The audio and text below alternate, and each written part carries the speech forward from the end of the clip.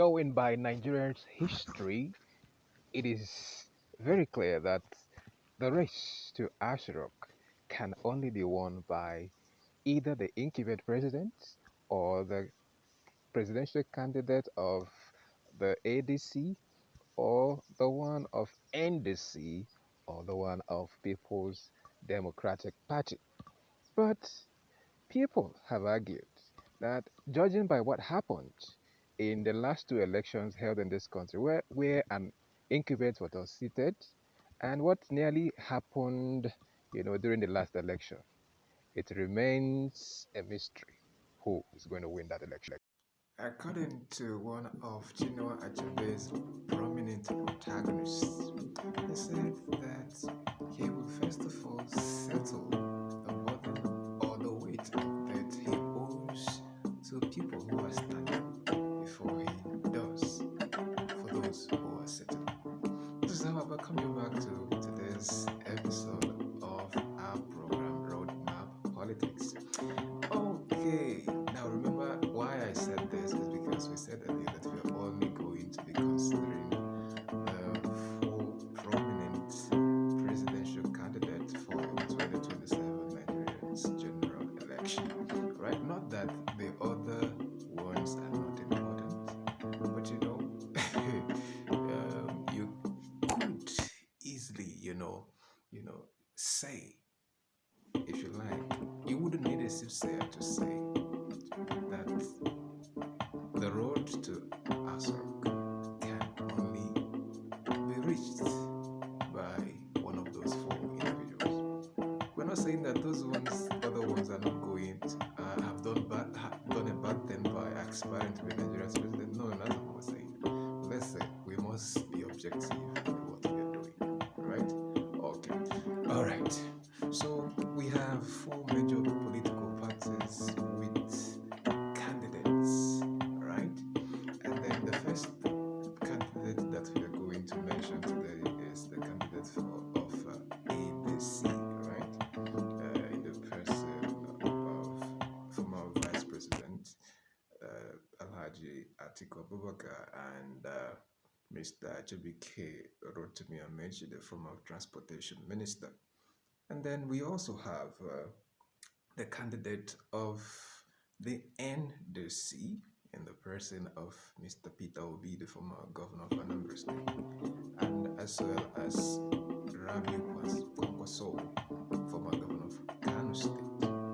We also have the candidate of the People's Democratic Party in the person of, they call him the consensus candidate, right?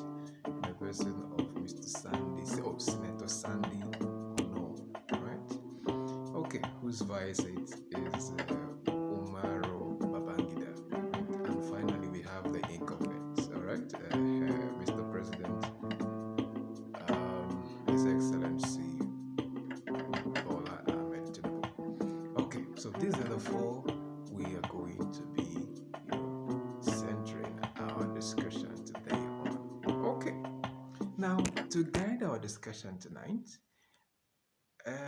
I have developed three cardinal questions that is going to drive what we're going to be talking about this evening. Now, the first question is this: what would engender a multi-party system in a country where the political party in office believes that they are doing the right thing? All right? Yes, because I was overwhelmed when I saw that we have 19 different political parties fielding presidential candidates for 2027 general election. So what I'm asking is what is truly amiss? What is it that these candidates want to achieve when they get to that office? And then, I love football very much. And then I came to relate, right, or liken Nigeria's politics to the game of football, where you have, especially people that watch English Premiership or Italian Serie A or Spanish League, you have, competing football clubs, right? Some are very good,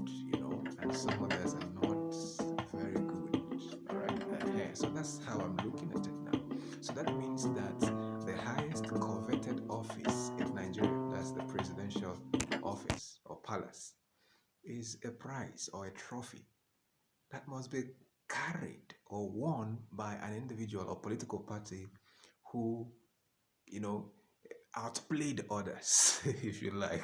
So that's the way I'm looking at it now. So is Nigeria, presidential palace a prize to be won by the most, you know, spectacular player?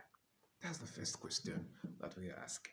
And the second question we are asking today is if politics has different levels, what can candidates who do not have leadership experience at the highest echelon do to convince electorates that they can do better than the incumbent?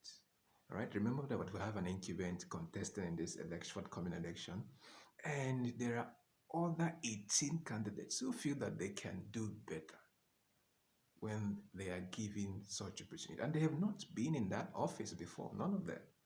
So, what can they do to convince the electorates, that we can do better than the person who is occupying that position currently or presently? So that's it.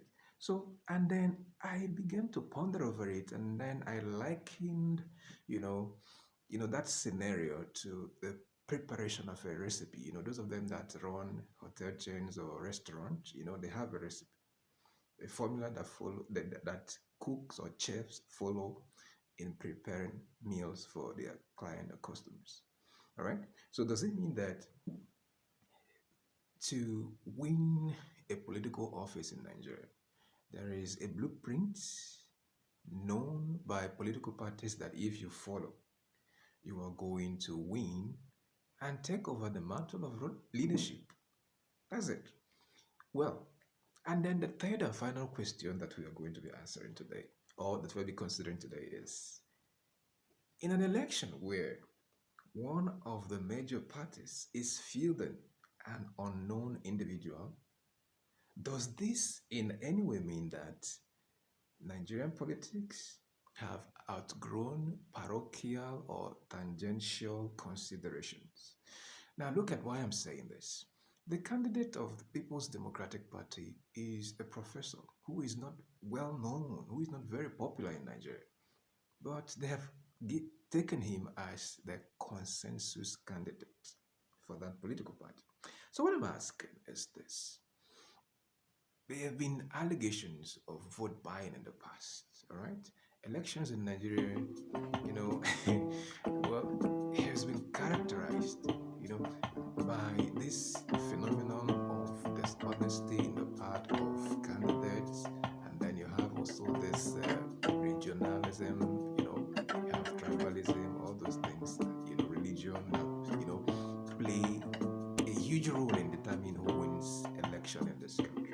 So what I'm asking is this: has this consensus candidate of the People's Democratic Party demonstrated enough patriotic evidence that has engendered trust in the mind of the totality of Nigerians? Okay, so as these political parties are, going about their campaigns, and it's going to be commencing very soon, these are the questions that we want them to be, considering addressing in their campaigns. All right, we have more questions, and I'll be back shortly after this time out. My name is Dilem Selikeleki, and this is